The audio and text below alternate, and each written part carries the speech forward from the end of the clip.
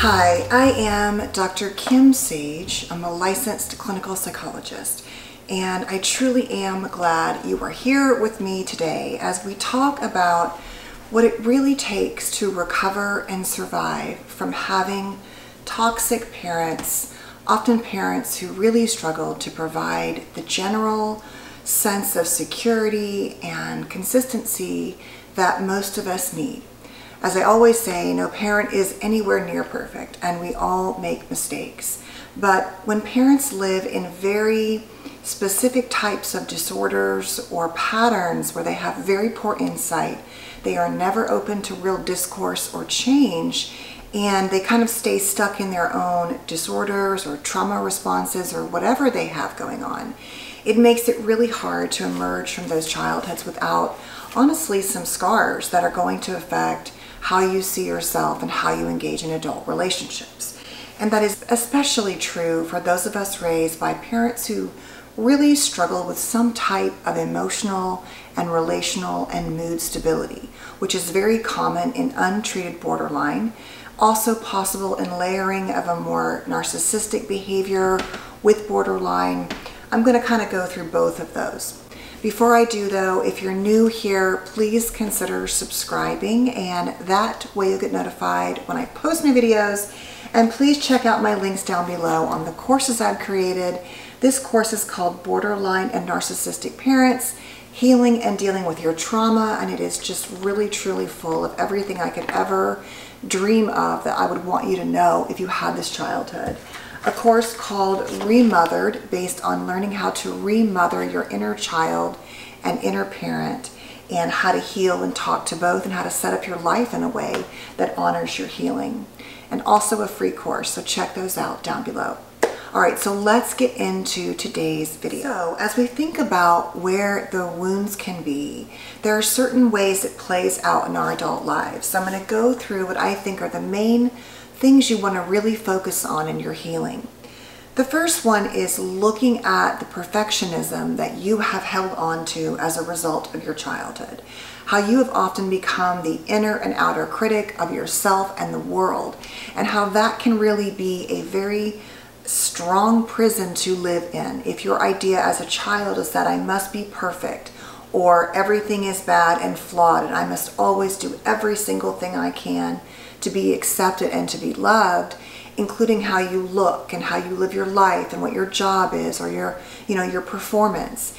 It is a truly depleting way to go through life. And you can actually get stuck in a very fight or flight, very survival mode, because you're never going to be able to reach any plateau.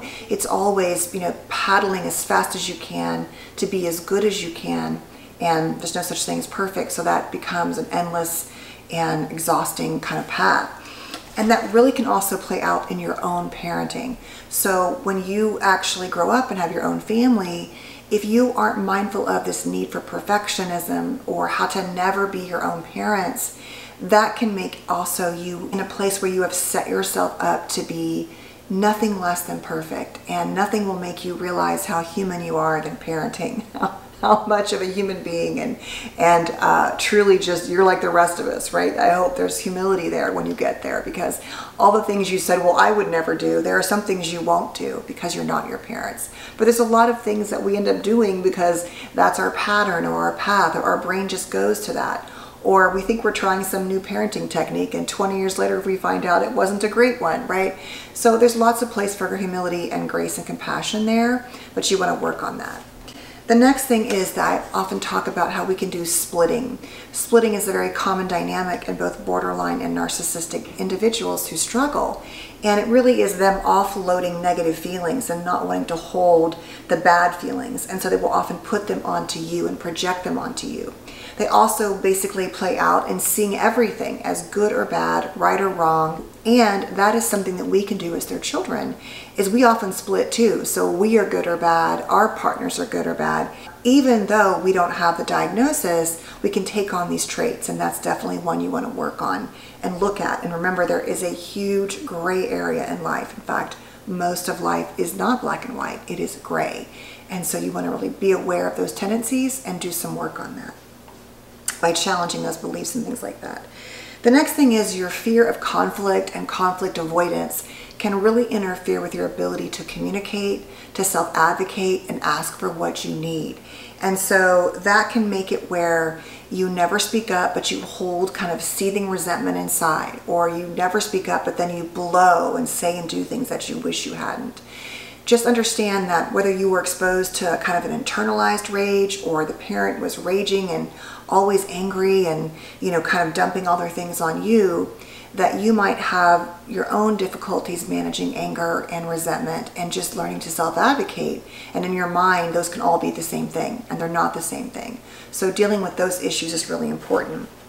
The next one is your fear of really being abandoned or rejected at all times, that you will never be enough. And so you're always scanning like that very hypervigilant state.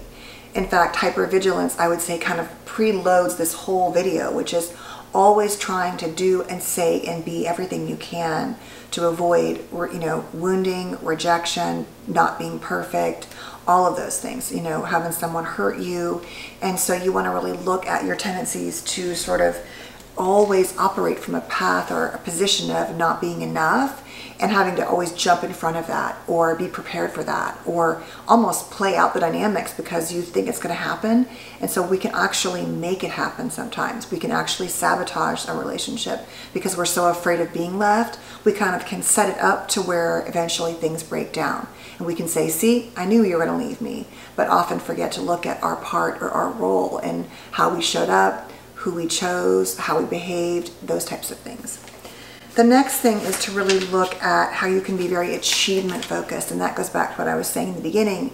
This is really true for more narcissistic type parents who have made the focus on the outside, performing and delivering, and nothing less than the first place, an A+ dynamic. That you can often internalize that and really just wear yourself out, always trying to assess what you did, how good you were, how much you failed in every day and everything you ate and everything you did. It can just be on and on and on, an endless cycle of this path and pattern.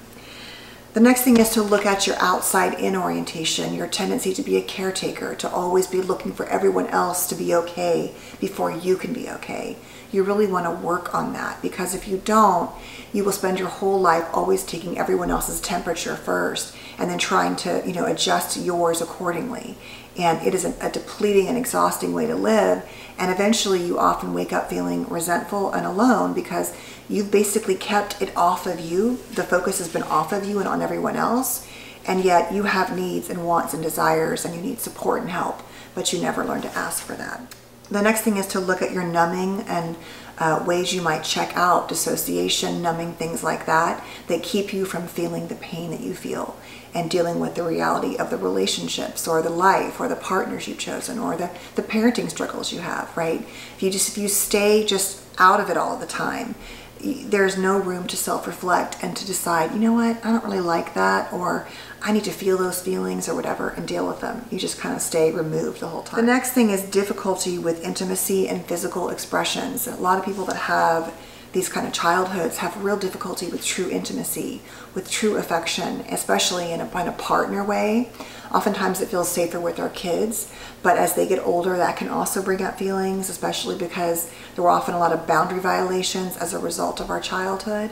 But it can really show up in you compartmentalizing yourself in intimate ways and not being able to really bring your full self or feel safe in that way. And that's something that you want to look at, especially if you feel like you're wanting more with a partner, but you don't know how to get there because you feel so sort of encased in this fear and lack of safety.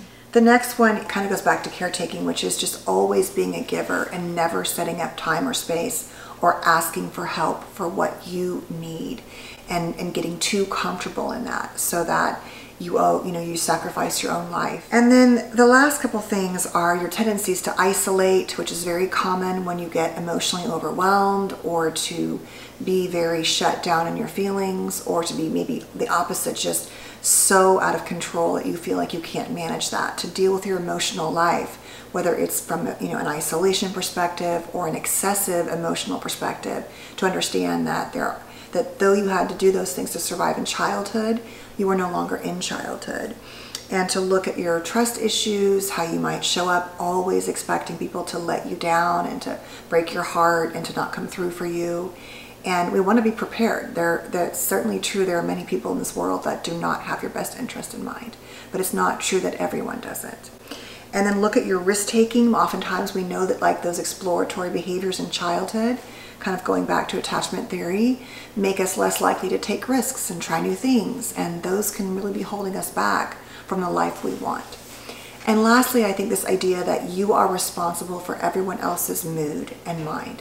Because you had to overread especially unpredictable eggshell type of parents, you can believe that it is always your fault when people are unhappy, when they're mad at you or they're not. You just always think it is, like I said, mad at you, instead of looking at the situation or something else in their life. And then even if they are, it is not always your job to fix and repair things. Even your own children, they are allowed to their separate emotions and they can be mad and upset, but our tendency is to want to feel so responsible for everything. We have to hold all their sad feelings, all their angry feelings. We have to fix everything, or our partners, right? And there's a line between what belongs to us and what we need to allow and belong to other people. And so that can be an interfering part of your life. If you're always, as a result, believing that everything is your fault and it's always your fault to fix, there's really no space for you. So those are what I see as the really recovery steps for being raised in these kind of childhoods. I'm sure there are many more. I would say the last one too, I forgot, which is really looking at your boundary setting issues, and certainly looking at how you manage your nervous system and your body. But I'm really talking today about how you show up in relationships and at the core. But even if your nervous system is always activated, you want to work on that too. How to learn to soothe and calm your body, and how to manage your anxiety, or if you tend to shut down and collapse, knowing that you are worthy of support and healing. So thanks for watching. Please stay safe and well, and I'll see you soon. Take good care. Bye-bye.